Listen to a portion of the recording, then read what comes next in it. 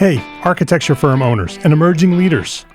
Get ready for unparalleled insight into the development of a world-class architecture firm and a worldwide organization driving the digital transformation of the design and construction industry. With Build Smart, the podcast that's changing how our profession operates. We share the incredible stories behind innovation in the building industry with my friend and co-host, Patrick McLeamy, FAIA, former CEO of the international architecture firm, HOK. You know, Yamasaki's office or firm lasted during his lifetime. And when he passed away, I think that was the end of the Yamasaki office. Helmut did not want that. He wanted a firm that would live out and grow beyond the founders. In Season 1, discover the untold stories behind HOK's meteoric rise, from 150 employees in St. Louis to a powerhouse with over 1,900 staff members and 27 offices worldwide. You know, they weren't as polite as the Kojima people.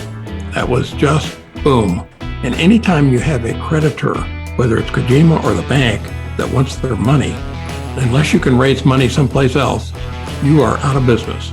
Bankrupt. And hold on tight for Season 2, where Patrick takes us on a new adventure as chairman of Building Smart International, shaping the future of digital transformation in the design, construction, and operation of built assets.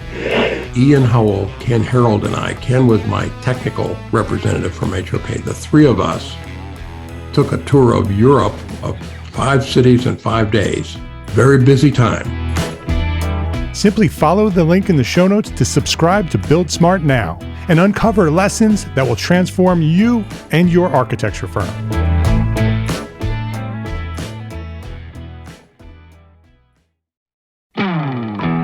Hey, architecture firm owners and emerging leaders.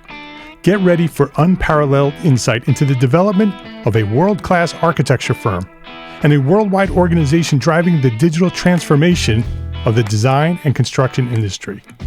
With Build Smart, the podcast that's changing how our profession operates. We share the incredible stories behind innovation in the building industry with my friend and co-host, Patrick McLeamy, FAIA, former CEO of the international architecture firm, HOK. You know, Yamasaki's office or firm lasted during his lifetime. And when he passed away, I think that was the end of the Yamasaki office. Helmut did not want that. He wanted a firm that would live out and grow beyond the founders. In Season 1, discover the untold stories behind HOK's meteoric rise, from 150 employees in St. Louis to a powerhouse with over 1,900 staff members and 27 offices worldwide. You know, they weren't as polite as the Kojima people. That was just boom. And anytime you have a creditor, whether it's Kojima or the bank, that wants their money, unless you can raise money someplace else, you are out of business. Bankrupt. And hold on tight for Season 2, where Patrick takes us on a new adventure as chairman of Building Smart International, shaping the future of digital transformation in the design, construction, and operation of built assets. Ian Howell, Ken Harold, and I, Ken was my technical representative from HOK. The three of us took a tour of Europe of 5 cities in 5 days. Very busy time. Simply follow the link in the show notes to subscribe to Build Smart now and uncover lessons that will transform you and your architecture firm.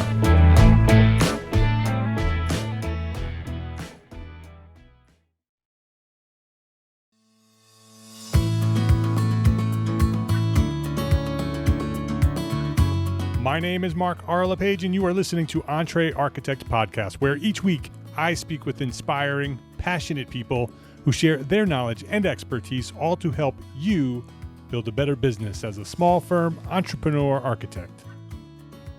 This episode of EntreArchitect podcast is supported by our platform sponsors, ARCAT, the online resource delivering quality building material information, CAD details, BIM specifications, and more, all for free.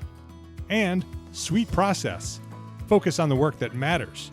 Document processes, procedures, and tasks all in one place so you can stay focused on growing your business. Taylor Davis, welcome to EntreArchitect podcast. Oh, I'm so glad to be here. Thanks for having me, Mark. I love that you are here. You and I are friends. We've been hanging out in the world of architecture for years. You are a very early member at EntreArchitect. You've been part of the community for, I don't know, over a decade for sure. And you and I have hung out in cities at conventions, and so it's really great to have you on the show, for one, to catch up, but also to share a little bit about what you're doing, because I really love what you're doing, and I think it's an important piece of architecture that others can learn from.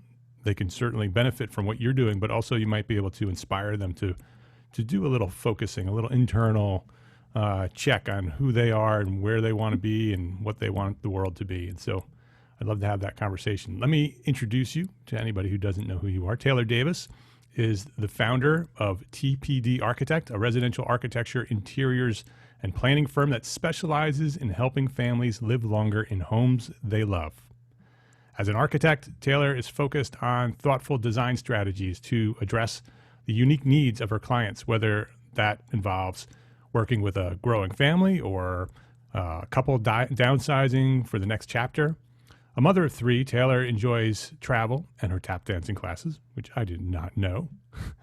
She is a counselor of the Birmingham chapter of the American Institute of Architects and is a member of the advisory committee for the Morris Fund for the Design Arts. She received her undergraduate at Princeton University and her Master's of Architecture from the University of Virginia.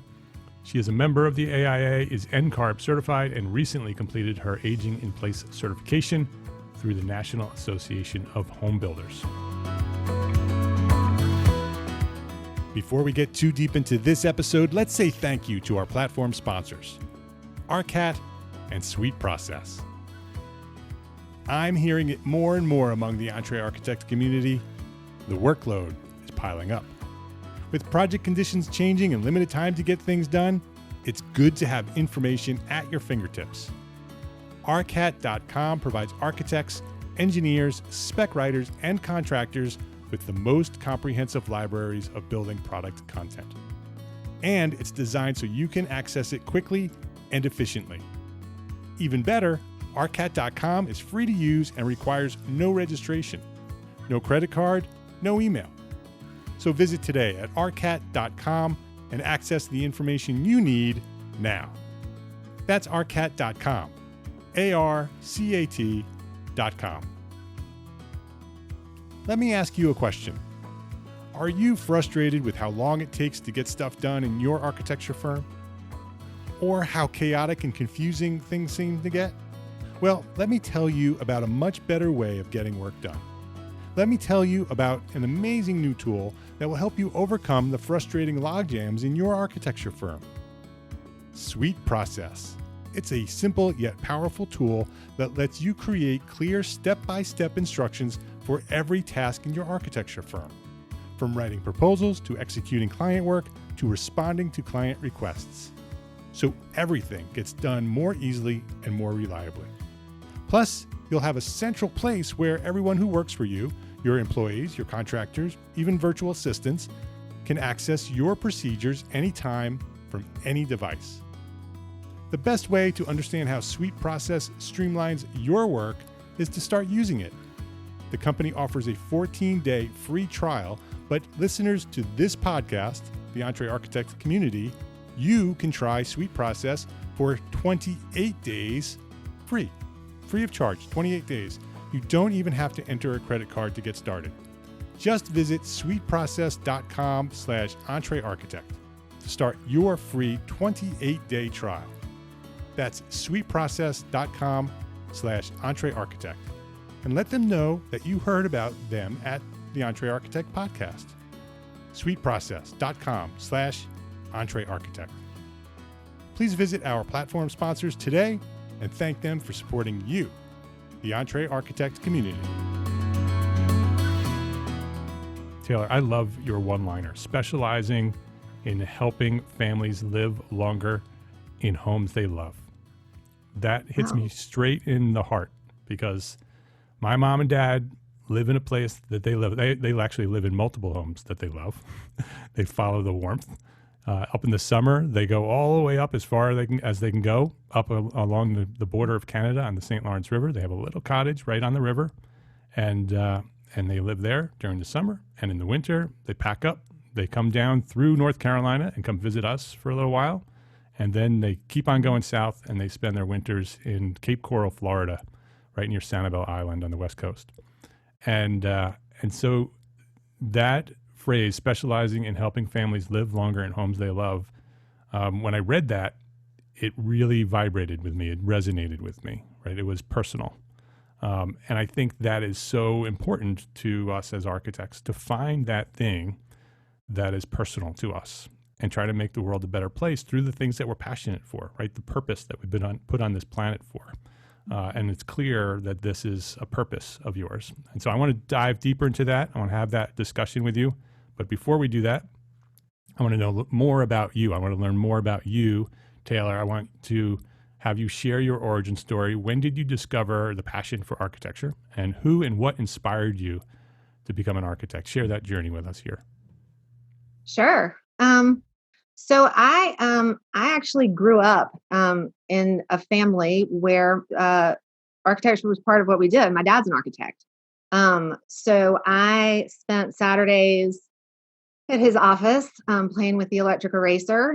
When I was little, I used to take those laminate samples that came on the chains. There was a lot of laminate in the 70s. Pretend they were necklaces Yeah. that kind of strung around the office. So this is sort of part and parcel of my growing up. Dad's firm ranged from sort of 3 to 4 people, probably up to about 50 or 60. And then, and he has been in a managing role at that firm since the 70s, and just recently sort of stepped back a little bit. Where was he based? Where did you grow up? In Birmingham. So we grew up here in Birmingham. I grew up here in Birmingham. And my parents grew up in Birmingham. Part of my grandparent, we have been here forever. And so I kind of knew I wanted to be an architect, but he was a little hesitant to encourage that. So I was encouraged to go look at other professions. And so I spent a summer working for a law firm. I spent a summer working for a publishing company, and none of it was particularly fascinating to me. And so in college, when I announced I wanted to go to architecture school, there were some hoops, he said, that I needed to jump through, one of which was going to an architecture program for a summer at Auburn, which was the equivalent of a first year in the A school.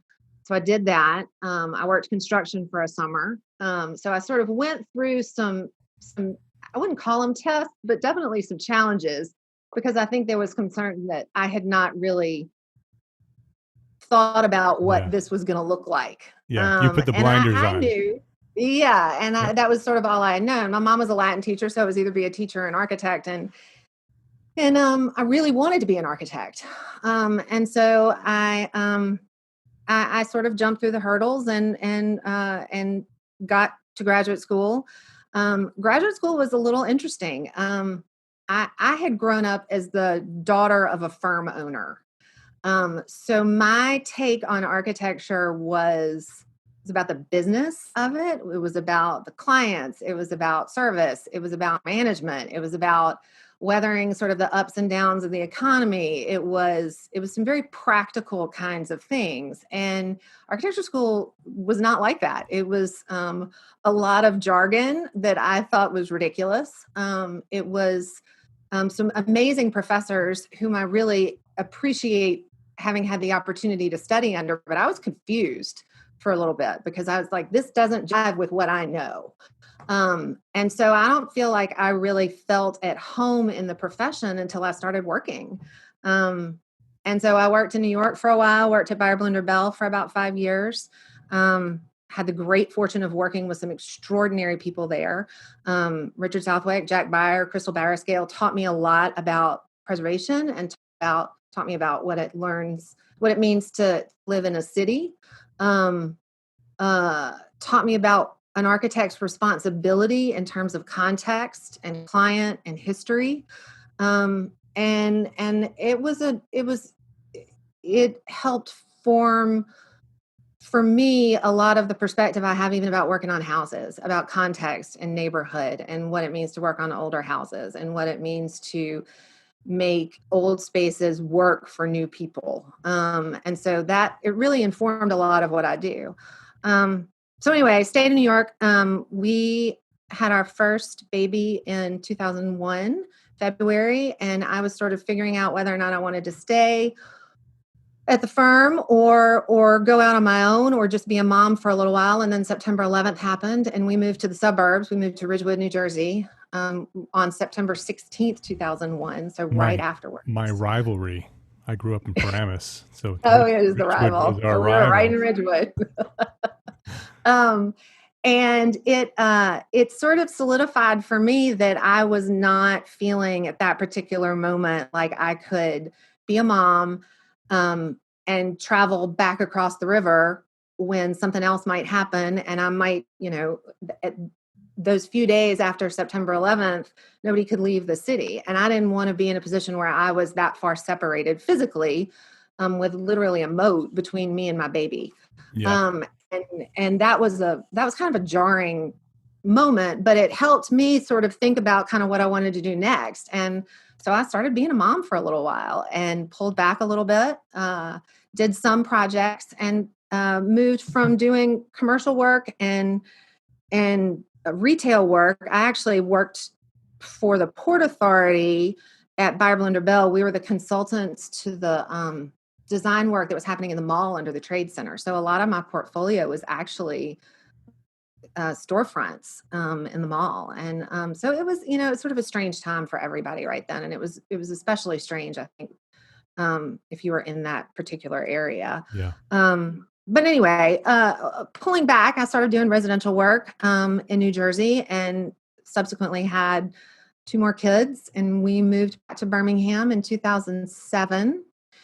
And in the middle of kind of the recession or right before it started, and was fortunate enough to move back home where I had people that I had known and had known me and trusted me to do work on their houses. And it sort of just kind of took off from there. It was very organic. For a while, it was a lot of ebb and flow. And I would, during the busy time, I would be an architect, and during the less busy times, I would pick up everybody from school. And so there was a lot of sort of trade-offs associated with it. But ultimately, my dad called it the longest startup in the history of all startups, but it worked. And it allowed me to sort of pick the way I wanted to spend my time, pick the projects I wanted to work on, pick the things I wanted to volunteer for, and really build up a business very slowly, but very organically, and find kind of really what I wanted to do, I think. Yeah. What inspired you to move back home? We were in a position where my husband was commuting about 3 hours a day to Shelton, Connecticut, and it was getting to be untenable.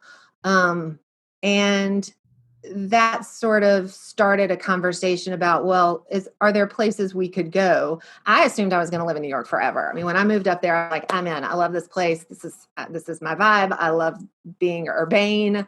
I had wanted to move to New York since I was in 5th grade. And so giving that up was a little bit of a loss of, I think, of a little of a dream at that point. Mm-hmm. But it was the right thing to do. We were closer to family. My folks are still here. My sister's here. My husband's originally from New Jersey. And I think at the beginning, he was nervous about moving to Birmingham. But coming home for me meant a lot of things. It meant family. It meant being with my grandparents. It meant raising my kids in a place that I was familiar with. Yeah. And it was not a part of the conversation about work that I had a lot of people that I knew. And that as a residential architect, that was a real source of potential projects for me, were just the people that I had grown up with. Yeah. Yeah. So you had to make a change because of that commute, and your lifestyle wasn't working where you were and how you were doing it. And so you needed to make some sort of change. And so Birmingham was one of those options, and chose to move closer to home closer to the people you love. And one of the reasons why I moved to North Carolina, actually the reason I moved to North Carolina is because this is where family is. And it allowed my kids to be close to their family and to their grandparents and their cousins. And that's important. And so, I can relate to that. So you slowly built up your firm, residential firm, and right from the beginning, focused residential. You made that decision right up front that was what you do? Well, it sort of fit my life at that point. I always thought I might sort of step back into commercial, but, with little kids, it was easy for me to coordinate schedules with other parents. We could meet when kids were in school or in the evening. We had a lot of evening meetings. Their expectations were that I was a parent. And so my clients weren't expecting me to be on call from 8 to 5. They were expecting me to be on call during nursery school hours or as school got longer, regular school hours. And so that it sort of synced the clientele and the expectations of the clientele kind of were in line with what my life was looking like at that point and what I wanted it to look like. Yeah. And so, I grew to enjoy it more and more, but I think there were lots of sort of factors in that. But the biggest one really was that it sort of fit and it fit well. So what year was that when you sort of finally sort of connected with residential in Birmingham? Probably in 2009, probably our youngest was 2. I had finished my first project here. And that was kind of when I said, all right, I'm just going to stick with this. And I took a couple of commercial projects along the way, but I like people. And part of what I like about residential architecture is that there's a little bit of counseling associated with it. There's a whole lot of sort of feeling like you've got family at the end of a project. If God willing, the project goes well, and mine do. And so there's kind of camaraderie, I think, associated with it that I really enjoyed. And I didn't really want to give that up and make it go from very personal to very transactional. I really enjoy sort of the personal aspect of residential architecture. Yeah. And so 2009 was really, I think, probably when I sort of said, all right, I'm into this. Now, I was still into it in a very small level. I had a 2-year-old, a 5-year-old, and an 8-year-old. So I was still sort of negotiating things, but that was kind of when I made the commitment to do residential work. Yeah. It's very interesting to hear your story and listen how it sort of parallels with your life. And it choosing residential architecture allowed you to have the flexibility and the freedom to have the personal side of your life integrate with your professional side. And knowing what you do today, you can see that evolution, right? As your kids grew up, your life changed, your clients' lives changed, your priorities have changed, and your sort of the firm's focus has changed and evolved over time to sort of reflect where you are in your life and where your clients are in their lives. And can you talk about that evolution a little bit from sort of where it was in 2007 when your kids were really young, and today it's a different world, different place, different clients, same clients actually with different. A lot of the same clients. Yeah. I think of the last probably 7 or 8 years, as my kids got older and I was able to kind of commit more time to work, I moved out of the basement, got an office, hired 1.5 people, and really started feeling better about delegating. It allowed me a little mind space to kind of really think about what it is I wanted a firm to look like a little bit, and what the kind of work I wanted to do. And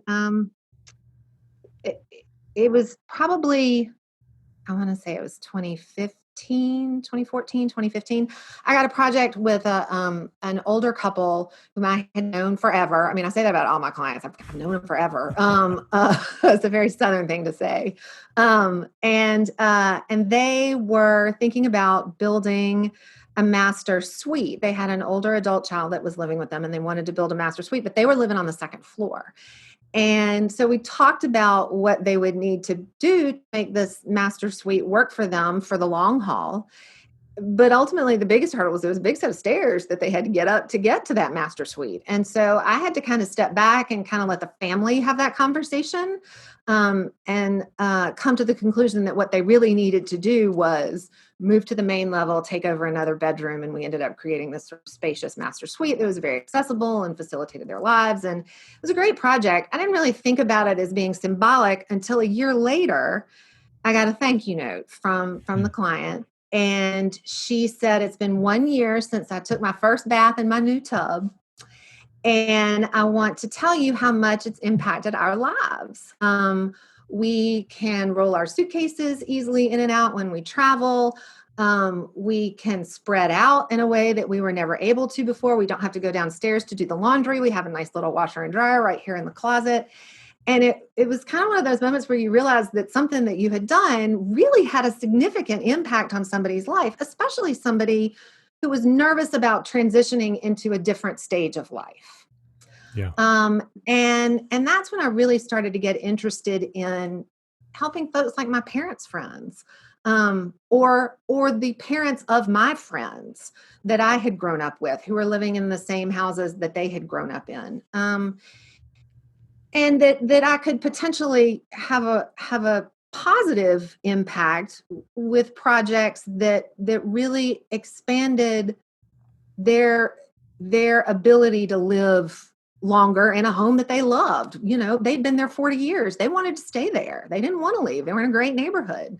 They just wanted to be able to do the things that they wanted to do and not be hampered by some of the challenges associated with the age of the house or with the layout of the house. So that's really this transition into working with older adults and thinking about families transitioning out of that kind of little kid phase into a phase where they're thinking, okay, I'm either building a home that I'm going to be in for the next 30 years, and I already know I'm going to have to get a knee replaced. So what does that look like? Or my parents are in a position to not be able to go up and down the stairs all the time. How can we help facilitate making their life and their home, because they don't want to leave it, better? And so those questions have kind of come up over time, and I sort of started doing some more projects and ended up registering for that CAP certification last year. And that really or a year and a half ago, that really kind of blew the top off of it. And that was when I said, this is really potentially a great area where I feel like it gets overlooked a lot, I think. And older folks have an incredible sense of style, and they have worked for a long time to make their homes look beautiful.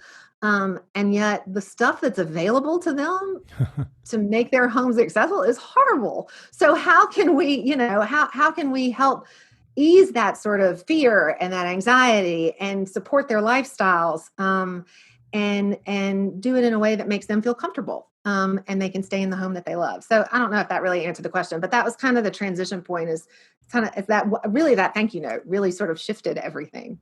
So today, are you focused on that as a specialist? Do you market yourself as an aging in place specialist?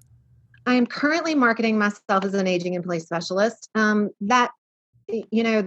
The trainer for that program is a guy named Steve Hoffaker, and he's got more energy in his little finger, and he's got to be in his early 80s. He's extraordinary, and he spoke nonstop for 3 days. One of the things that I say when people talk about aging in place is that he says, we're aging from the moment we're born. So aging in place is really designing for everybody. It's not, there's no sort of, if you're 75 and up, we need to talk about aging in place. So I think it really impacts a lot more people than sort of the AARP set. It certainly impacts me and my family and my parents and my grandmother, who is 98 and lives in a townhouse by herself. We talk about it.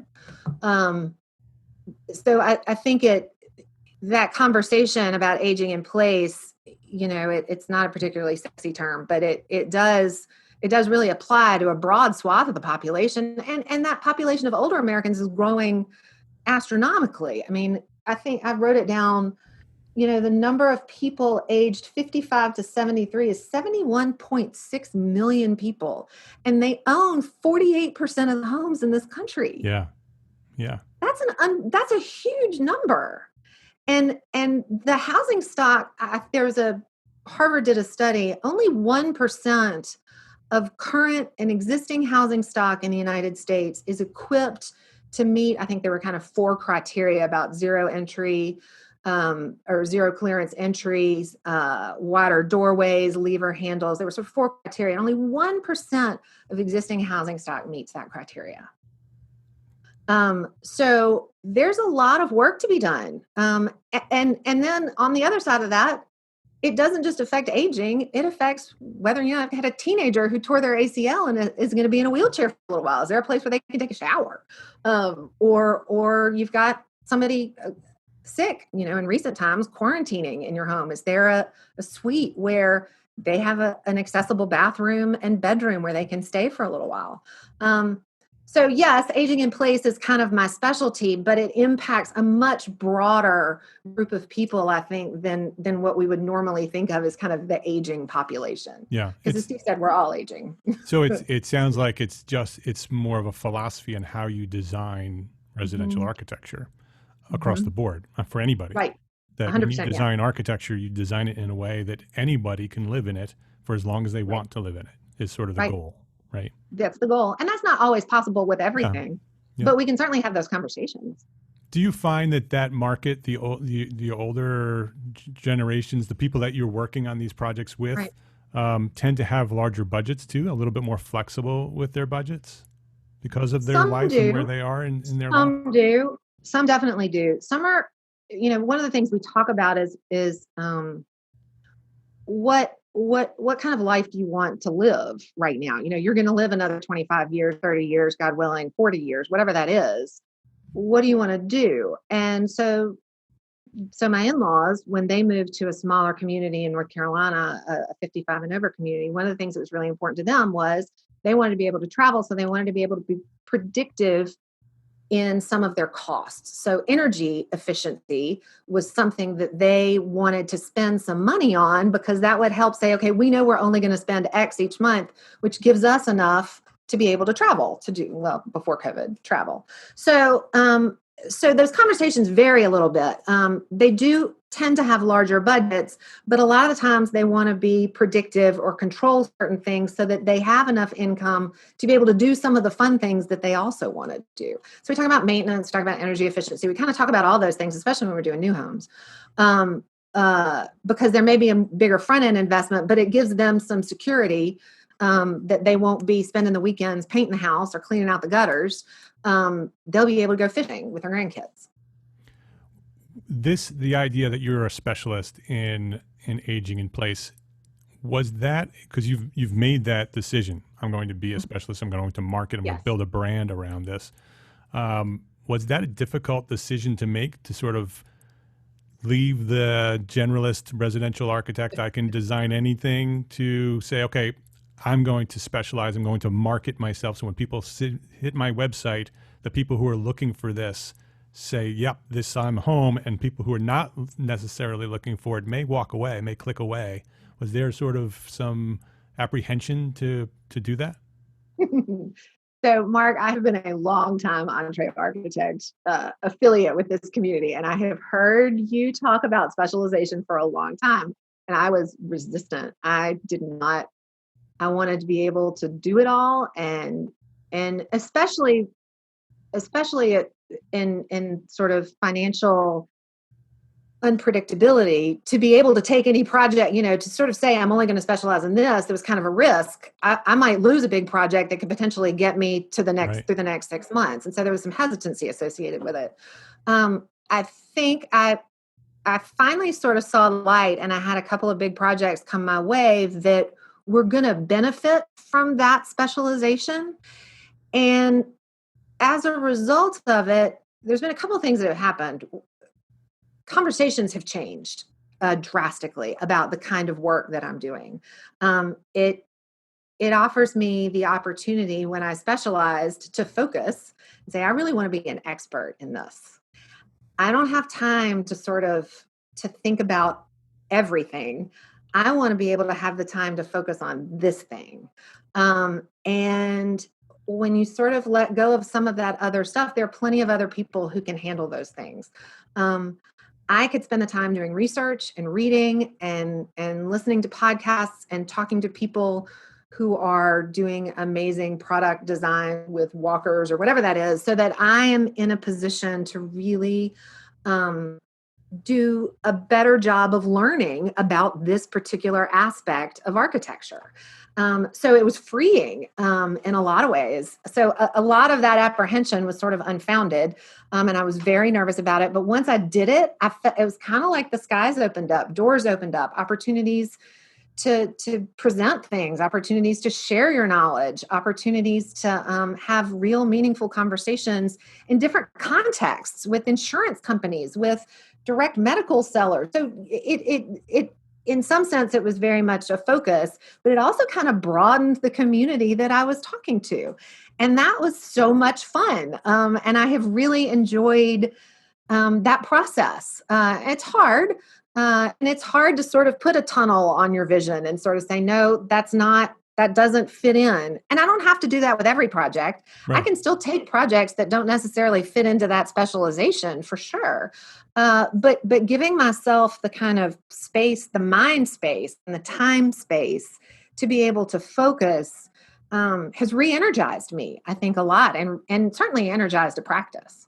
Yeah, that's very exciting to hear that. It's very counterintuitive to sort of say, okay, I'm going to focus on this one thing, and by this one thing, my world's going to open up and broaden and grow because I've focused on this one thing. And then I think that's the thing, that's the fear that many of us have to picking that one thing. And for you, specializing in aging in place, designing for people who want to live in their homes longer, that is a very specific focus, but it's also your purpose and your passion, right? It's sort of, it's become who you are as a person beyond an architect. It's who you are personally. And so I think that also helps, right? That it is your mission in life to help as many people as possible live as long as they can in the homes that they love. That's a tremendous opportunity for you as a person, right? To be able to have your business align with your passion and be able to look back and see the work that you've done. And like that note, right? That note was, I still keep it. I have it in my drawer. Life-changing, like literally life-changing, because it inspired you to look beyond what you were doing at that moment. It's like, maybe there's something here that I should pay attention to. There's a message here. And it's very exciting to hear that. So what are you doing today? So you've made that decision. I'm going to focus. I'm going to become a specialist. I have decided my target market, which is the term that I use all the time. My target market are people who are designing homes that they love, that they want to live in for as long as they can live in that. So what are you doing to make people understand that that's you, that when they come to your website or they hear you speak, they know that you are the right person? Are there specific things that you're doing in terms of marketing, in terms of messaging, that will allow people to know that you are the specialist in this market? I was introduced to Maya Sharfi on by one of your podcasts, and Yep. I have been working with Maya for probably since May of this year, and she has been instrumental in sort of helping me identify ways to communicate that with people.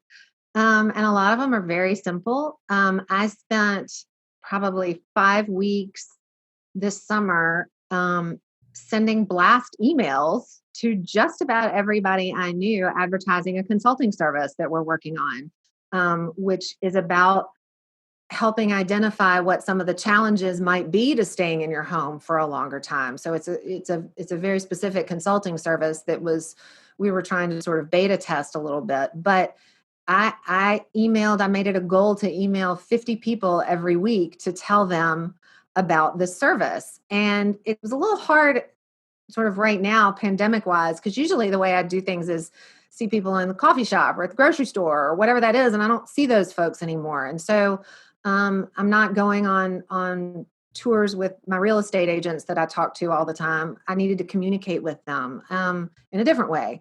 And so those kinds of blast emails, really, I got a tremendous feedback from that. That was one sort of way to kind of put that message out there that was very simple. But the discipline of saying, I'm going to send it to 50 people every single week, and I'm going to try and find those 50 people that haven't heard this message yet, or maybe they have, but they just need to see it in kind of a different format. That was a really sort of helpful exercise, I think, and allowed me to sort of evangelize a little bit. I had never done that before. I think being on podcasts and sort of putting myself out there as applying for panelist positions at conferences that are associated with aging. I'm working on, I finished up a big project just this past spring for a couple where the wife had Parkinson's, and we designed a whole new main level master suite and laundry room, which is all sort of very cool and accessible and has all sorts of features. But that allowed me to really dig in and have something to talk about. So it's been a lot of conversations, coffees, making phone calls, just telling people about stuff. So, the marketing has been very personal to a certain extent, really communicating it in my market area, with the goal of expanding that through kind of podcasts and panelist opportunities and design awards and things like that to maybe get outside my kind of geographic area.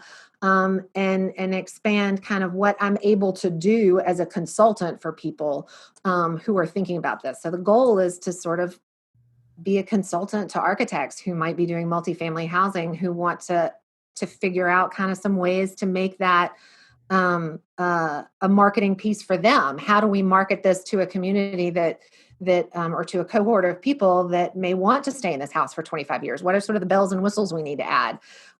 Maybe it's developers, maybe it's realtors. So expanding that into a consulting role beyond a traditional architecture practice is kind of what I'm looking, is sort of the next step in this whole process. Yeah, I love that.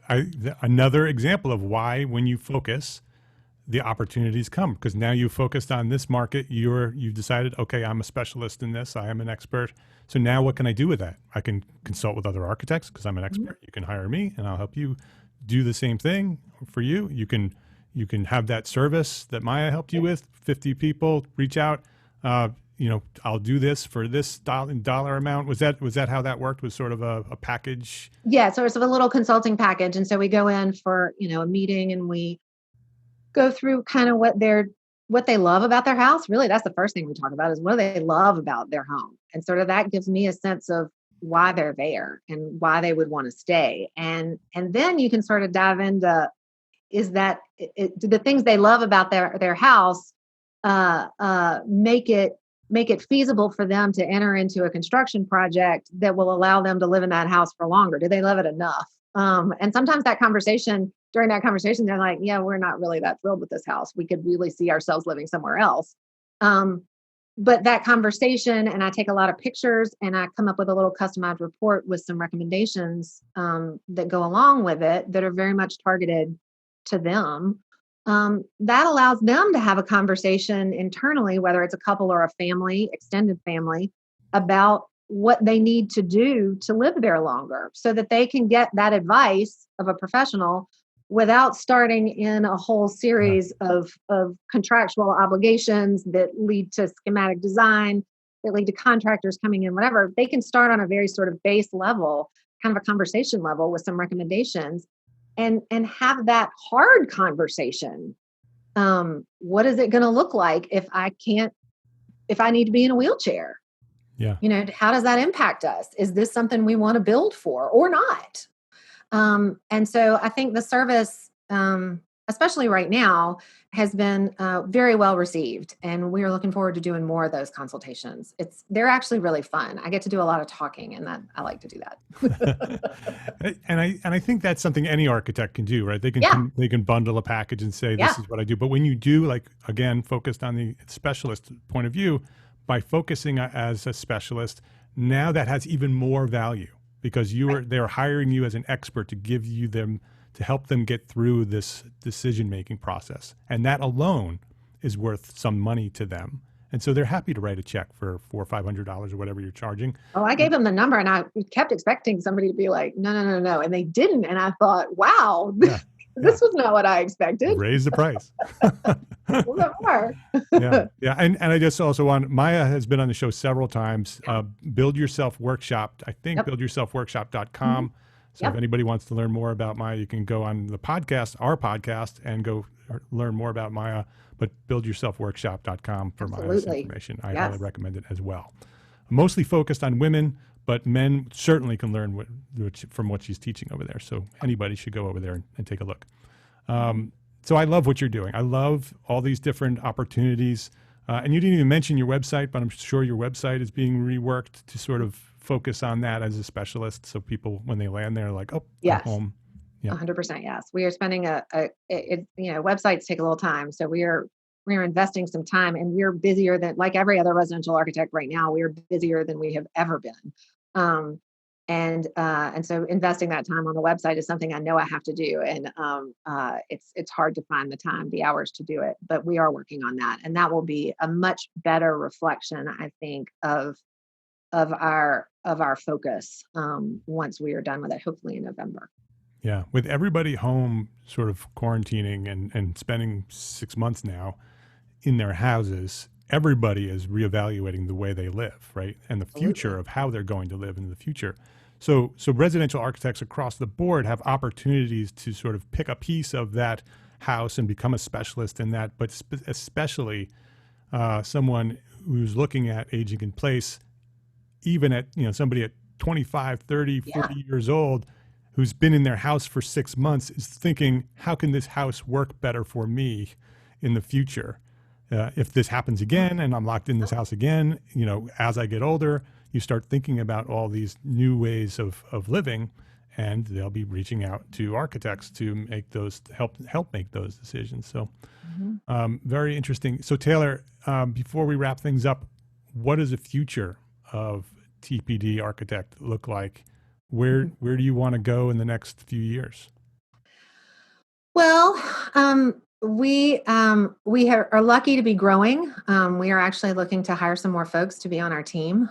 We've been doing, I hired an interior designer full time almost 2 years ago, and we're expanding into that realm. So we want to be able to provide not only architecture for folks who are aging in place, but kind of specialized selections for furniture and interior design packages that kind of reflect that need for ease of maintenance and use. So we're expanding in the interior design realm. We're also we're working currently on some projects that are bigger in scale. So multi-units of aging in place homes for continuing care retirement communities. So they're coming back on the spectrum and not just assisted living, but they're offering independent living as independent homes. And so we're designing some of that. So I hope to expand and continue that effort. That's been a lot of fun. I've actually been working with my dad on that, and we have really enjoyed working together on that project. So I think we're going to continue to expand kind of in the practical side of it, but also to really dive into some of the research and to some of the exciting kinds of innovations that are happening in product lines and design work around seniors, and what does that look like. And so, it's kind of a multi-pronged approach. I really want to be doing family work, and I want to be doing work for folks who need it for larger communities, but also to take the time to really develop my expertise in this and take time to research. There's so much exciting stuff that's happening right now. I kind of liken it to when I was a young mom and all of a sudden those new fancy strollers came out that cost $1 gajillion. And I really wanted one of those bugaboos. But that design effort hasn't really happened for walkers or wheelchairs yet, but it's starting to. And so getting involved in that development is something I'd really like to do. Yeah. So I have one more question before I ask you the final question. That whole idea of product design really is intriguing. Is there opportunities for architects there as well to sort of look at beyond architecture? Once you become sort of an expert in aging in place, can you expand that beyond the built environment? I think you can. So there's a group in California that has been working with, and I'm going to forget his name, but he worked for IDEO for a significant period of time. There was an article in the Wall Street Journal about this probably 3 weeks ago. And there has been a significant effort with this group to help engage seniors in a design process, to help them understand kind of what their priorities are, and to help product designers do that as well. From my perspective, and that's kind of a global kind of effort. From my perspective, we've been working on things like how to make vanities that are traditional looking, but to customize them so that they can be adapted to be used when somebody needs to use them seating. So we're doing it in a very specialized way right now with custom cabinet makers. But what we'd love to be able to do is take some of those designs and market them to a furniture company or someone else so that we can expand that opportunity to the larger public. Because right now it's really something that can happen in a custom way, but we'd love to be able to have more people have access to that kind of feature in their own homes should they want it.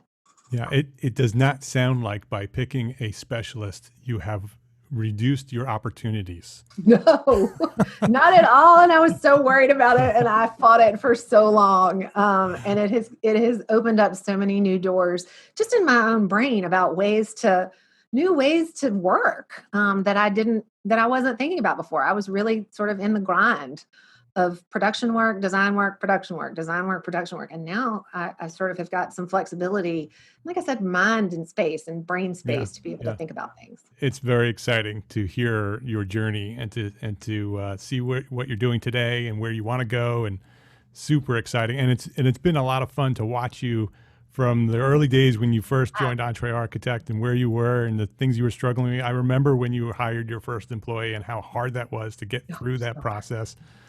I've watched you evolve and grow, and so it's really exciting and personally fulfilling for me to watch you where you are today. Well, it's to your credit, Mark. It is to your credit. I would say that what I have learned here at EntreArchitect has given me, between the work in the podcasts and the work that you have done with bringing experts in and my small group. I mean, I got to give a shout out to ASGO3. They're an extraordinary group of people. Yes, they are.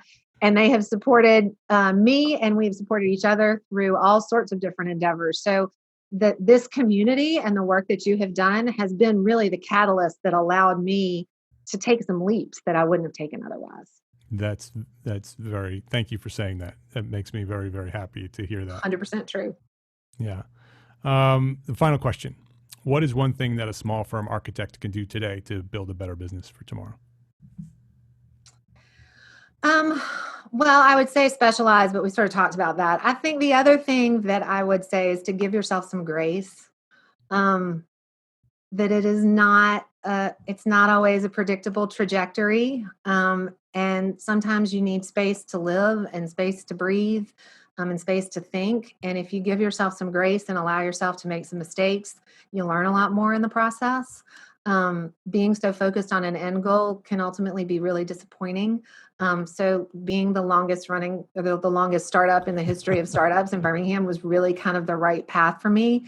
And it forced me to sort of be able to give myself some grace. And I think that to me has been the thing that I tell other people. So I think that's kind of my one thing is a little bit of grace. Yeah. Thank you for that. I having focused so much in this conversation about where you are today and the success that you're having, and so you're inspiring many architects who are sort of in that time in their careers of maybe I need to finally sort of focus on one thing, but I also want to have the young architects hear what you just said, that longest startup in history is okay, right? It's okay. We don't need to, build the final product right that first time. It's an evolution, and you want to follow your passion and try things and fail sometimes and try other things and succeed, and then find your purpose and your passion and just keep experimenting and keep growing and just keep serving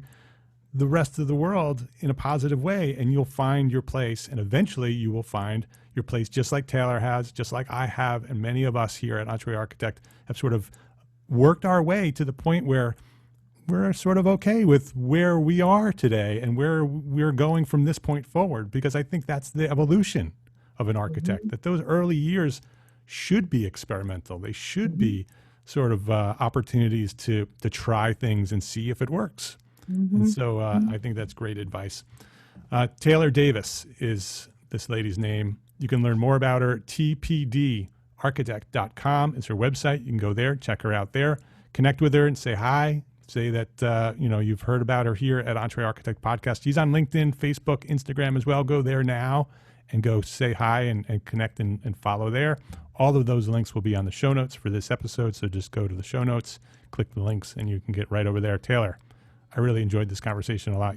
Thank you. I did too. You are an inspiring person to hear your story, to understand where you've come from, your journey through being an architect, and where you are today, and the success you're having. I'm very, very happy for you. And thanks for sharing your knowledge here at EntreArchitect Podcast today. That was fun. Thank you, Mark. If you liked this episode of EntreArchitect Podcast, please share a rating, write a review, and share a link to this episode with a friend. Links to the resources we discussed today are available at the show notes for this episode found at entrearchitect.com/podcast. EntreArchitect is proud to be a partner with the largest, most engaged AEC multimedia network on the planet, Gable Media. We are curating thought leadership for an audience dedicated to building a better world. Listen and subscribe to all the shows at gablemedia.com. That's GABL media.com. And check out EntreArchitect Academy membership.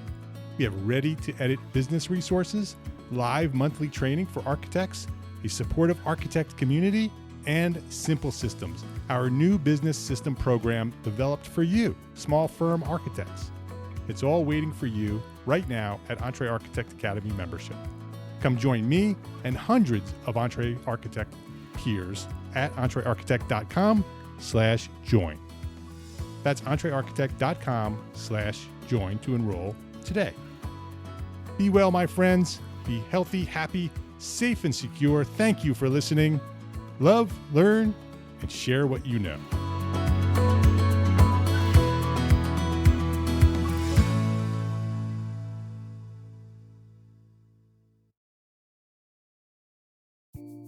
Imagine earning continuing education credits while doing exactly what you're doing right now.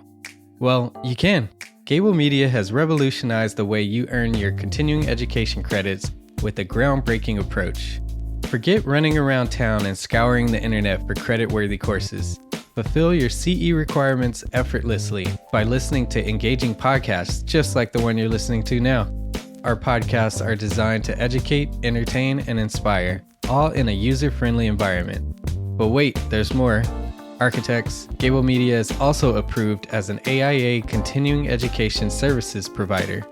Upon completion, we handle everything, from reporting your hours directly to the AIA to storing your certificates in your personal Gable Media profile for your self-reporting needs.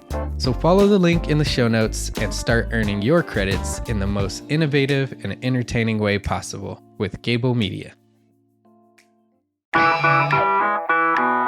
Attention architects and creative minds, get ready to supercharge your brand with Build Your Brand, the podcast that's unlocking the secrets of branding success for creatives. Hey there, it's Mark Arlepage, founder of EntreArchitect, and I'm inviting you to join my friend, architect marketing expert Jeff Eccles at Build Your Brand podcast, where he explores the captivating stories of the world's top brands and transforms their lessons into powerful moves for small firm architects and creatives like you. In season 1, Jeff shares the thrilling tale of Southwest Airlines, where he dissects their journey to the summit and distills it into strategies tailor-made for you.